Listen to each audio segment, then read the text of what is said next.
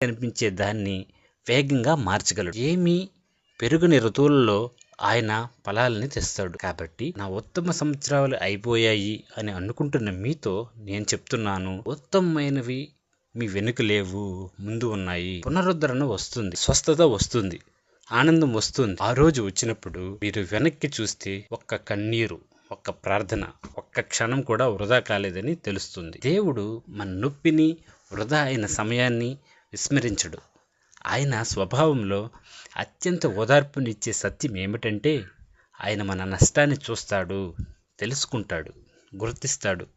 యావేలు 2:25లో ప్రభువు తన ప్రజలతో ఇలా అంటాడు, మిడతలు తినివేసిన సంవత్సరాలను నీకు తిరిగి ఇస్తాను. అవి కేవలం అందమైన మాటలు కాదు, బాధను విస్మరించని, మన జీవితాల్లోని విరిగిన భాగాలను తోసిపుచ్చని దేవుని శక్తివంతమైన వాగ్దానం. ఆయన దాన్ని పేర్కొంటాడు. నేను సంవత్సరాలను చూస్తున్నాను,